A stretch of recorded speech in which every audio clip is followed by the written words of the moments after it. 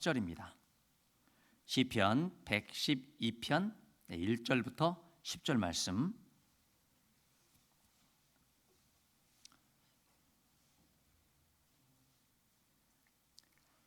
우리 한 절씩 교독하시겠습니다. 할렐루야. 여호와를 경외하며 그의 계명을 크게 즐거워하는 자는 복이 있도다.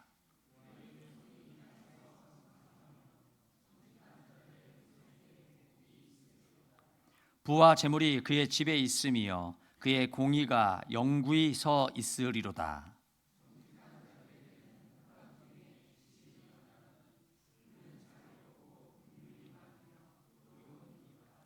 은혜를 베풀며 꾸어주는 자는 잘 되나니 그 일을 정의로 행하리로다.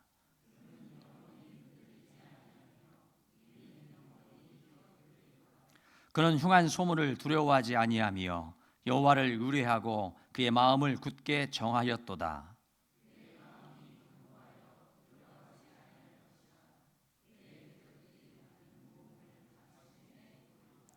그가 재물을 흩어 빈궁한 자들에게 주었으니 그의 의가 영구히 있고 그의 뿔이 영광 중에 들리리로다. 악인은 이를 보고 한탄하여 이를 갈면서 소멸되리니 악인들의 욕망은 사라지리로다. 아멘. 아멘. 네, 오늘 또 주의 전에 찾아오신 여러분 모두에게 하나님께서 부어주시는 풍성한 은혜가 가득하시기를 간절히 소망합니다. 옆에 분한테 축복 한번 해주시기 바랍니다. 예수 잘 믿고 함께 천국 갑시다. 예수 잘 믿고 함께 천국 갑시다. 네. 오늘 112편은 시편 111편과 연결이 되어 있는 시편입니다. 시편 111편에 그렇게 돼 있죠. 할렐루야. 내가 정직한 자들의 모임과 회중 가운데에서 전심으로 여호와께 감사하리로다. 여호와께서 행하시는 일들이 크시오니 이를 즐거워하는 자들이 다 기리는도다. 이렇게 돼 있죠. 그러니까 1절 112편 1절도 할렐루야 하면서 여호와를 경외하며 그의 계명을 크게 즐거워하는 자는 복이 있다. 또 이렇게 선포하면서 찬양하고 있죠. 그런데 이 시편 112편 1절 말씀은 또 어디를 그대로 받고 있냐면 시편 111편 10절 말씀을 받고 있습니다. 그 시편 111편 10절에 뭐라고 되어 있어요? 여호와를 경외함이 지혜의 근본이라 그의 계명을 지키는 자는 다 훌륭한 지각을 가진 자이니 여호와를 찬양함이 영원히 계속되리로다. 아멘. 그렇게 되어 있죠. 그러면서 그 계명을 지키는 자가 112편에 할렐루야 여호와를 경외하며 그 계명을 크게 즐거워하는 자는 복이 있다. 이렇게 되어 있죠. 여러분 진짜 하나님께 복받은 사람들은요 하나님의 말씀 지켜야 될 여러 가지 언약들 규례들 이런 것들을 불편해하지 않습니다. 네, 하나님의 그 말씀을 어떤 마음으로? 즐거운 마음으로 받는 거예요.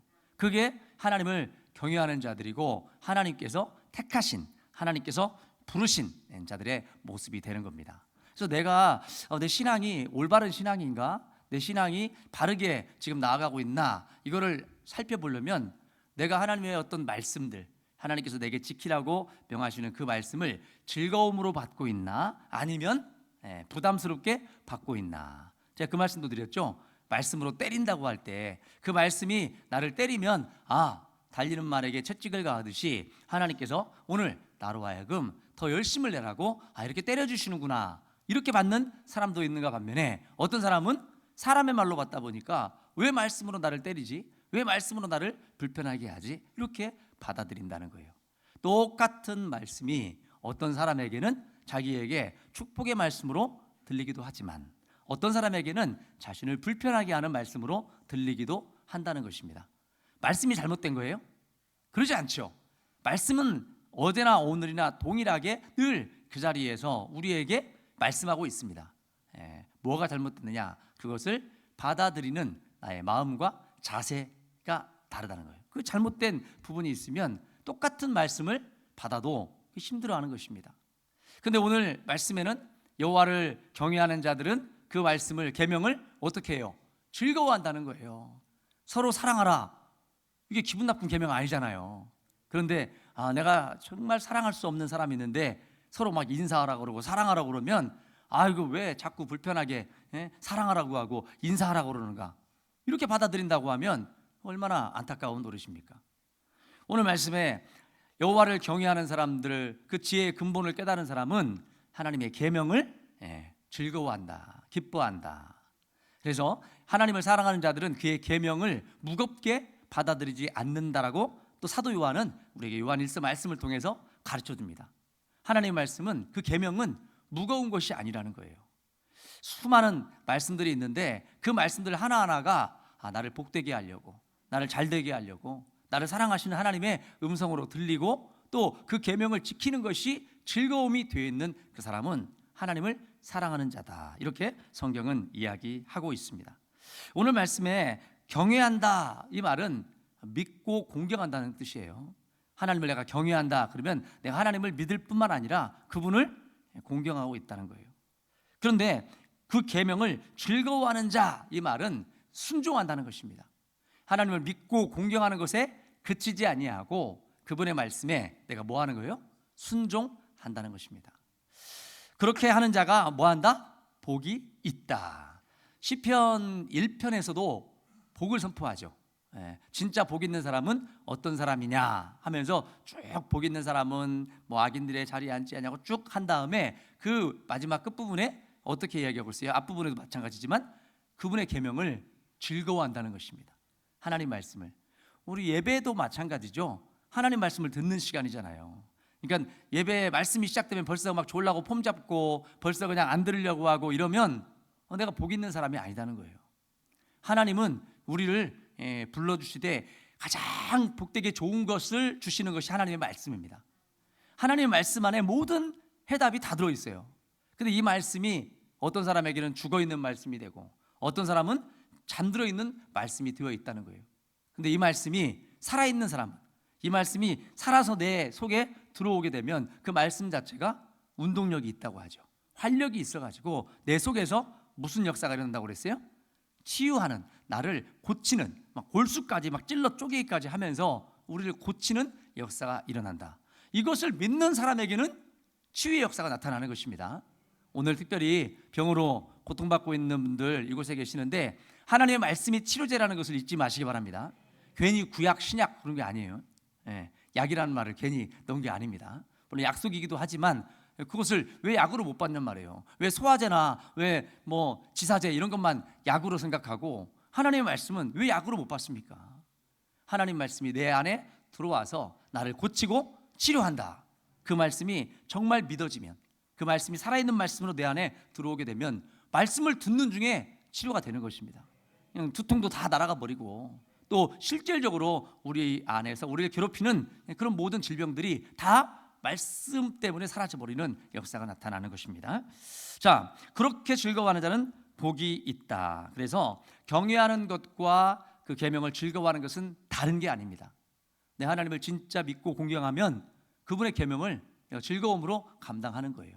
그게 믿음의 사람의 모습입니다. 아이들도 마찬가지죠. 아이들이 부모님을 정말 경외하고 부모님을 정말 공경한다면 부모님 말씀에 뭐 하게 돼 있어요? 순종하게 되어 있습니다. 내가 부모님을 정말 공경하고 사랑한다고 하면 순종은 그냥 자연스럽게 따라 나오는 거예요. 근데 나 부모님 공경해, 나 사랑해, 그런데 나 그분 말씀은 안 지킬 거야, 그러면 사랑하는 게 아니에요. 공경하는 게 아닙니다. 내 뜻대로 살고 싶은 것이고 부모님을 내가 도구로 사용하고 있는 그런 모습이라고 볼 수도 있는 것입니다. 우리 하나님을 그렇게 볼 때가 많죠. 하나님 나를 도와주셔야 되고, 하나님, 내가 하나님 앞에 맞추는 게 아니라 하나님을 자꾸만 나에게 맞추려고 하는, 그게 우상 숭배예요. 하나님 가장 싫어하시는 우리의 모습입니다. 자, 그래서 믿음과 행함, 이것은 별개가 아니다. 이 말씀을 로마서에서는 어떻게 표현했냐면은 너희로 하여금 믿어 순종하게 하나니. 복음이 너희에게 들어가면 이 복음이 너희로 하여금 처음에 뭘 갖게 하고? 믿음을 갖게 하고, 그 다음에 믿음을 가지게 되면 믿음으로 뒤에 순종이 따라 나온다는 거예요. 로마서 1장에도 그 얘기하고 16장에도 그 이야기를 합니다. 결국 로마서의 결론이 뭐예요? 하나님께서 우리에게 복음을 주신 이유는, 예수 그리스도를 우리에게 주신 이유는 예수 그리스도를 믿고 복음으로 받아들이고 그 다음에 순종하게 하려 하십니다. 그러면 그 뒤에 복은 어떻게 되는 거예요? 자연스럽게 따라 나오는 거죠. 오죽했으면 좀 더 강한 사람을 보내가지고 야고보 입술을 통해 가지고 행함이 없는 믿음은 아예 무슨 믿음이다? 알기는 잘 알죠. 행함이 없는 믿음은 죽은 믿음이라는 것을 알기는 잘 아는데 내 믿음이 정말 행함이 있는 믿음이냐, 살아있는 믿음이냐는 거예요. 살아있는 사람은요, 특징이 있습니다. 믿음의 사람들의 특징은 뭐냐? 말씀에 반응을 합니다. 말씀을 주면 죽은 사람은 아무리 말해도 반응해요, 안 해요? 안 하죠. 그런데 살아있는 사람은, 영이 깨어있는 사람은 하나님의 말씀을 들을 때 어떻게 해요? 반응을 해요. 얼굴 표정에서 나타나고, 때로는 입에서 아멘, 겉으로 나오기도 하지만 속으로 아멘도 하더라고. 제가 해보니까 속으로도 아멘이 되더라고요. 저도 어디 가서 이제 예배를 드리고 하다 보면 겉으로 아멘, 아멘도 되지만 또 때로는 속으로 아멘, 아멘, 이게 아멘이 되더라고요. 그래서 내가 그거 깨닫고는 성도들한테 아멘 밖으로 크게 안 한다고 야단 안 치려고, 뭐라 안 하려고. 저분들이 속으로 다 아멘 하고 있을 것이다. 여러분 얼굴 표정 보니까 다 아멘을 하고 있어요. 지금 얼굴이 막 노멘하는 사람들이 없어요. 예? 여러분 그렇게 하는 자가 뭐한다? 복이 있다. 오늘 예배 자리에서 여러분 즐거운 모습으로 하나님의 계명을 말씀으로 받을 때 좀 즐거워하잖아요. 복이 있다는 겁니다. 그러면 이 복이 어떻게 실제적으로 이루어지는가 하는 내용이 2절부터 나옵니다. 아, 너에게 내가 이런 복을 주겠다. 그의 후손이 땅에서 강성하며 정직한 자들의 후손에게 복이 있으리로다. 하나님께서 우리에게 주신 첫 번째 그 계명이라고 하는 계명이, 물론 이제 아담에게 주신, 노아에게 주신 그 말씀 창성의 복, 그거 먼저 나중에 진짜 계명으로 하나님 주신 그 계명 중에 10계명이 있죠. 그 10계명에도 보면은 부모 공경에 관한 이야기를 하면서 결국에는 그 복을 누구에게 주겠다는 약속이냐면 자녀에게 주시겠다는 약속입니다. 그리고 이게 신명기 5장 넘어가서 6장 넘어가서 7장에 딱 가보면요, 7장에 순종하는 자들에게 결국은 몇 대까지? 1000대까지. 내가 1000대까지 너에게 은혜를 베풀겠다. 어떤 사람들에게? 언약을 지켜 행하는 자들에게.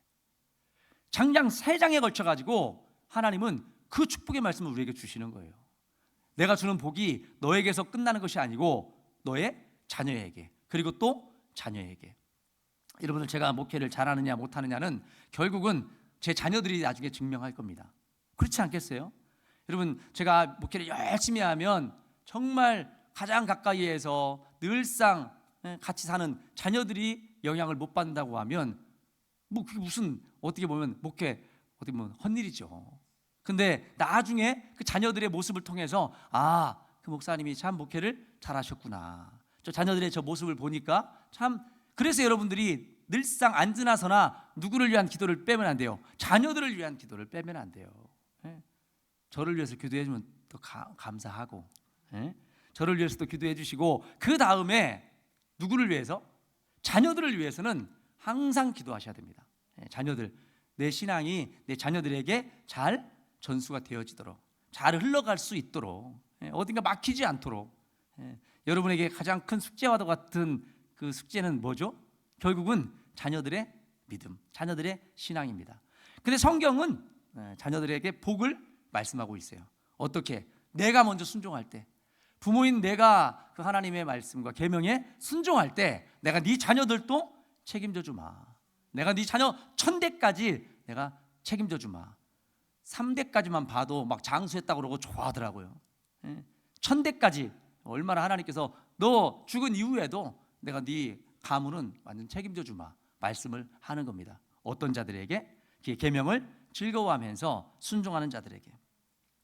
후손에게 복이 있으리로다. 이 복이 여러분에게 꼭 충만하시기를 간절히 바랍니다. 여러분 스스로에게 이렇게 말씀해요. 내 자녀는 나 때문에 복 받는다. 내 자녀는 나 때문에 복 받는다. 결국 그 복이라는 것이 세상 성공의 복을 말하는 게 아닙니다. 진짜 우리가 누릴 복은 이 땅의 것이 아니죠. 하늘나라, 영원한 나라에 진짜 복이 있습니다. 그 복이 나 때문에 받는 거예요. 아니 김일성 자식으로 안 태어난 게 얼마나 감사해요. 김형제 자식으로 태어난 게 얼마나 감사하냐고. 김형제 각시로 살아가는 게 얼마나 감사하냐 이 말이에요. 나 때문에 복 받는 거예요. 나 때문에. 우리 자식들은 자녀들은 아무튼 저 때문에 복 받는 아들, 아빠 때문에 복 받은 거야. 성경에서 그렇게 얘기해주고 있어요. 부모의 신앙이 자녀들에게 복을 준다는 거예요. 하나님께서 오죽했으면 하나님이 솔로몬 같이 그렇게 잘하다가 막판에 그냥 그렇게 했어도 하나님이 누구 때문에? 다윗 때문에. 너 아버지 다윗 때문에 내가 너 진짜 하나님께서 막 2번이나 나타나셔가지고 말씀해 주시고 그럼에도 끝까지 솔로몬을 버리지 아니하시고 왜? 누구한테 약속해 버렸죠? 다윗에게. 아버지 다윗에게 약속을 해버렸단 말이에요. 하나님이 다윗이 워낙 잘하니까 그냥 어떻게 보면 책임지지도 못할 약속. 그건 아니죠. 하나님이 그 약속을 다윗에게 해버린 거예요. 야, 내가 네 기도한 대로 너 때문에 내가 내 후손을 책임져 주마. 솔로몬을 끝까지 그렇게 하나님께서 포기하지 않으십니다. 후손에게 복이 있으라. 이걸 자녀들이 알면 철든 거예요. 자녀들이 이것을 알면 철이 든 겁니다. 다영아, 너 누구 때문에 못 받았다고? 엄마 아빠 때문에, 우리 부모님 때문에. 믿음의 가문 안에서 태어난 것이 복이에요. 우리 딸내미가 이미 효도를 다 해버렸습니다. 예?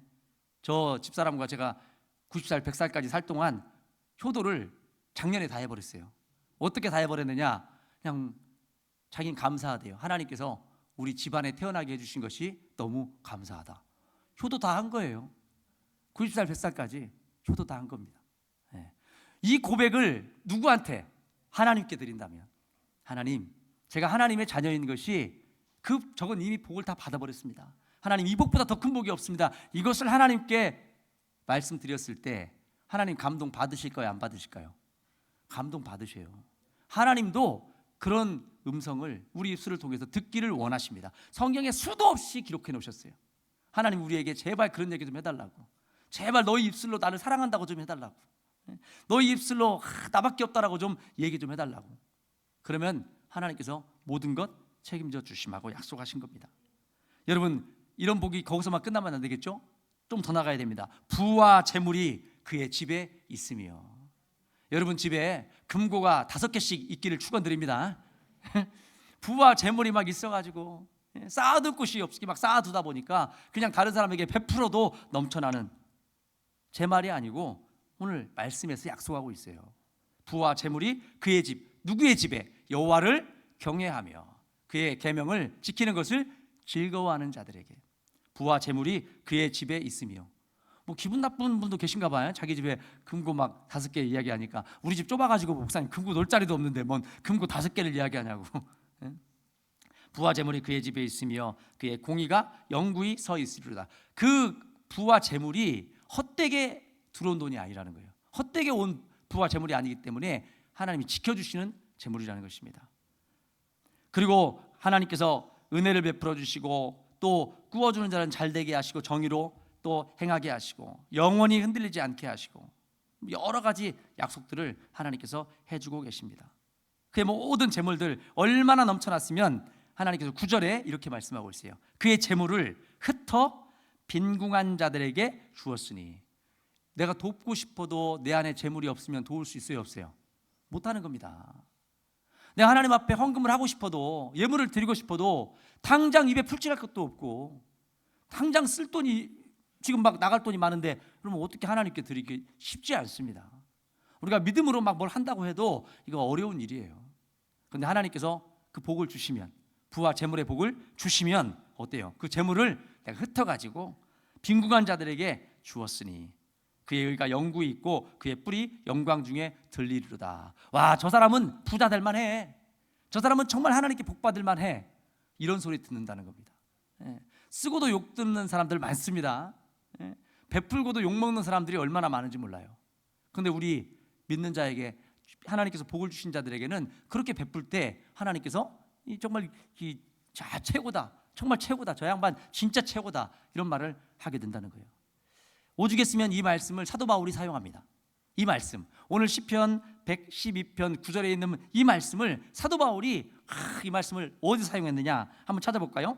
고린도후서 9장. 고린도후서 9장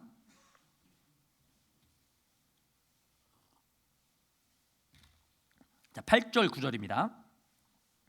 제가 읽어드릴게요. 고린도후서 9장 8절 9절 하나님이 능히 모든 은혜를 너희에게 넘치게 하시나니, 이 모든 은혜가 어떤 은혜냐? 물질의 복을 얘기하고 있습니다. 사도 바울이 이 어떤 헌금 이야기를 하면서 또 구제연금 이야기도 하면서 모든 은혜, 내가 누구에게 베풀 수 있는, 내가 누구에게 물질로 베풀 수 있는 그런 은혜를 너희에게 넘치게 하시나니 이는 너희로 모든 일에 항상 모든 것이 넉넉하여 모든 착한 일을 넘치게 하려 하심이라. 그러면서 9절에 시편 112편 9절 말씀을 그대로 인용합니다. 기록된 바 그가 흩어 가난한 자들에게 주었으니 그의 의가 영원토록 있느니라 함과 같으니라. 참 사도 바울이 얼마나 하나님 말씀이 정통한 자인지를 알겠죠? 그 말씀에 우리도 있잖아요. 언제 성도들이 꼼짝 못하느냐, 언제 저도 꼼짝 못하느냐.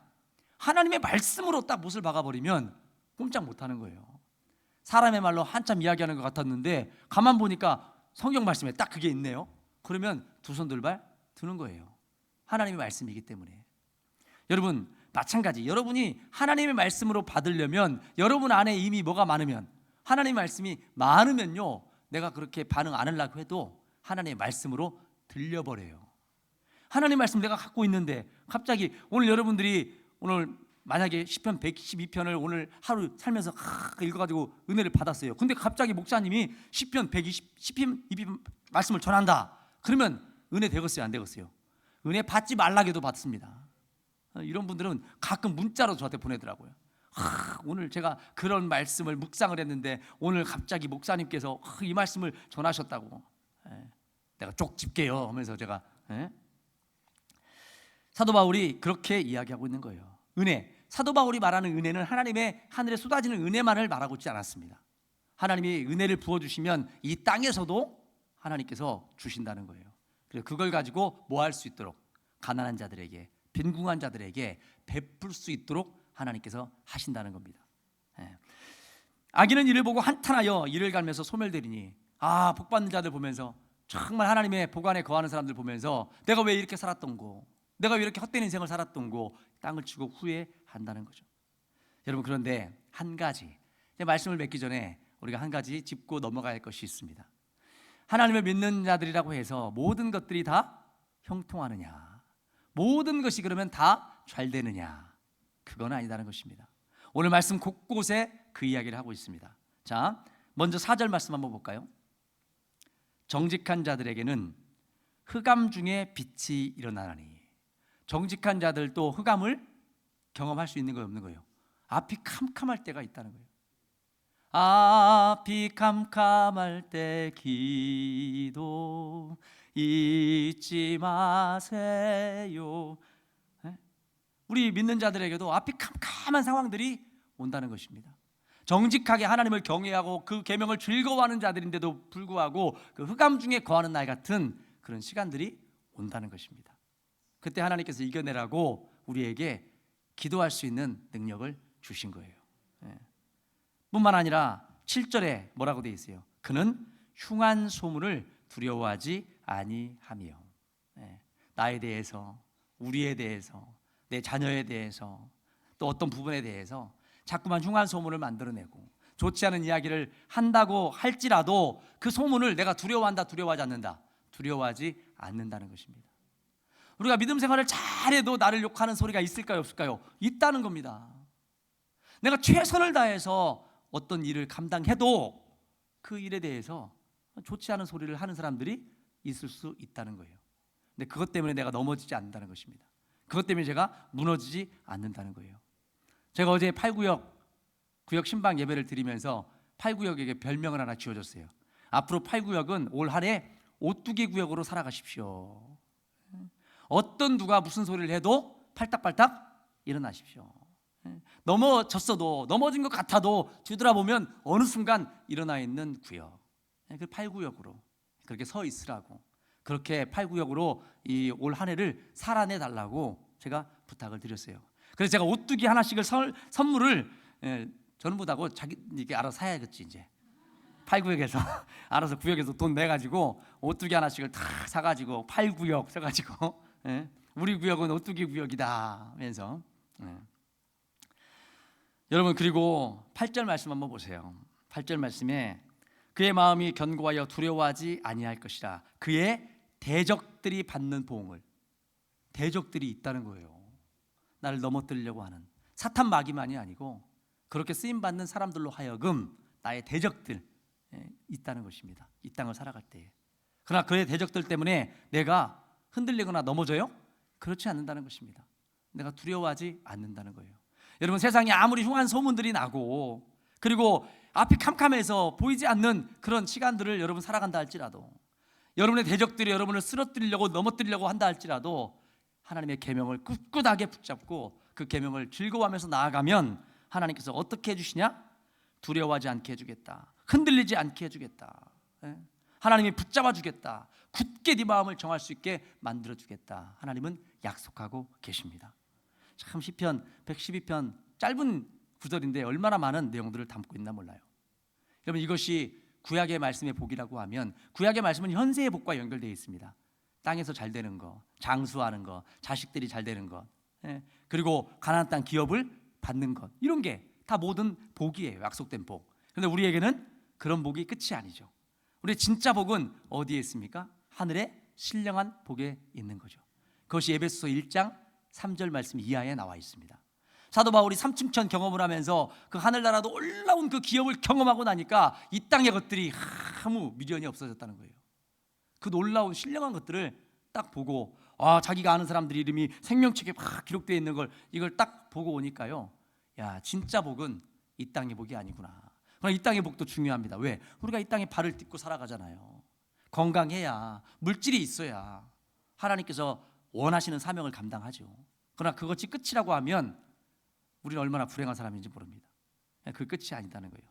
신령한 복, 하늘의 기업이 약속되어 있노라고 에베소 말씀은 기록하고 있습니다. 오늘 에베소 말씀은 안 볼 거예요. 여러분들이 집에 가서 보든지 아무튼 생각날 때마다 한번 보시면, 내가 이 복을 받은 자라고, 내가 이 복을 내가 받은 것으로 끝나지 말고 여러분 삶 속에서 누릴 수 있기를 축원드립니다. 여러분, 이 복이, 우리 이 복을 누리며 살아가도 아까 말씀드렸다시피 흑암 가운데 있는 날이 있다 없다? 있다. 대적들이 있다 없다? 있다. 내게 들리는 흉한 소문이 있다 없다? 있을 수 있다는 것입니다. 있을 수 있어요. 그러나 하나님께서 능히 견디게 하시고 이기게 하시고 두려워하지 않게 하시고 흔들리지 않게 하신다는 그 사실을 붙드시고 하나님의 말씀을 끝까지 기쁨으로 잘 지키며 감당할 수 있는 복받은 여러분 모두가 될 수 있기를 간절히 바랍니다. 기도하겠습니다. 하나님, 오늘 여호와를 경외하는 자 그리고 그의 계명을 즐거워하는 자가 어떤 복을 받게 되는지, 하나님께서 무엇을 약속하셨는지를 시편 기자 입술을 통해서 하나님의 음성을 듣게 하시니 감사드립니다. 이 말씀이 어쩌면 우리가 지금 살아가고 있는 이 시대에 적합한 말씀인지, 아버지 하나님, 우리를 넘어뜨리려고 하고 우리에게 흉한 소문을 지어내고 여러 가지 이유 때문에 앞이 캄캄해서 내일을 또 어떻게 살아내야 될지 알 수 없는 그런 상황 가운데 있을 때 하나님, 이 말씀을 기억하게 하시고 하나님께서 우리를 붙잡아 주시고 우리와 함께 해주시고 하나님께서 우리를 이끌어 주시겠다고 하는 이 약속의 말씀 붙들고 승리하며 살게 도와 주시옵소서. 바라옵고 원하옵기는 그것이 나에게서 끝나는 것이 아니라 나의 자녀들에게도 아버지 하나님 온전히 전수되게 하시고 그 자녀에게 이르기까지 천대까지 하나님께서 복주심하고 약속하신 그 말씀이 다른 누구의 말씀이 아니고 내 말씀 되게 하셔서 그 말씀을 힘을 받아서 아버지, 이 땅에 우리에게 주어진 그 사명을 등이 잘 감당할 수 있는 우리 모두가 되게 하여 주시옵소서. 감사드리며 예수 그리스도의 이름으로 기도하옵나이다. 아멘. 아멘. 찬송 393장